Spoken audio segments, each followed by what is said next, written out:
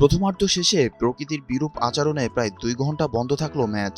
বজ্রপাত থেকে বাঁচতে দর্শকদেরও নিরাপদ আশ্রয়ে যেতে বলা হলো। এর আগে পরে 2 অর্ধেই ইরাকের উপর ঘড়ি ছোড়ালো ফ্রান্স। ফ্রান্সের জার্সিতে ১৭তম ম্যাচ খেলতে নেমে 2 অর্ধেই গোলের দেখা পেলেন কিলিয়ান এমবাপ্পে। দারুণ জয়ে ইরাকের বিপক্ষে বড় জয়ে নকআউটে খেলা নিশ্চিত করল ফ্রান্স। মঙ্গলবার 23 জুন বাংলাদেশ সময় রাত ৩টায় আই গ্রুপের ম্যাচে মুখোমুখি হয়েছিল ফ্রান্স আর ইরাক। নাটকীয় ম্যাচ শেষে ৩-০ গোলের জয় পেয়েছে ফ্রান্স। টানা 2 জয়ে 6 পয়েন্ট নিয়ে টেবিলের শীর্ষে এখন ফ্রান্স। ম্যাচে শুরু থেকেই আক্রমণাত্মক ফুটবল খেলতে থাকে ফরাসিরা এবং তার ফল পায় 14 মিনিটেই। বক্সের বাইরে থেকে দুর্দান্ত বাপায়ের শটে গোল করে ফ্রান্সকে লিড এনে দেয় কিলিয়ান এমবাপ্পে। চলতি বিশ্বকাপে এটি তার ৩য় গোল। এরপর একাধিক সুযোগ তৈরি করলেও ব্যবধান আর বাড়াতে পারেনি ফ্রান্স।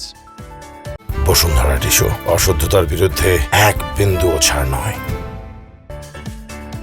এই গোলের মাধ্যমে বিশ্বকাপে নিজের মোট গোল সংখ্যা 15তে উন্নতি করেছেন 27 বছর বয়সী এমবাপ্পে।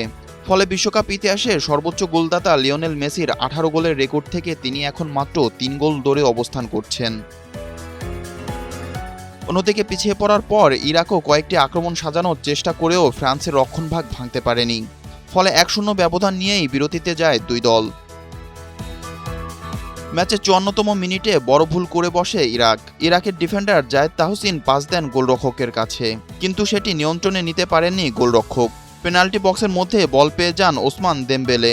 তিনি পাস দেন এমবাপ্পের কাছে। প্লেসিং শটে বল জালে জড়িয়ে দেন এমবাপ্পে। বসুন্ধরা টিস্যু, অশুদ্ধতার বিরুদ্ধে এক বিন্দুও ছাড় নয়।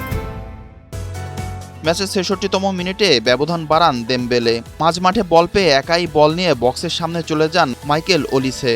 দারুণভাবে পাস বাড়ান দেমবেলেকে। কোনাকুনি শটে ইরাকের গোলরক্ষককে পরাস্ত করেন তিনি।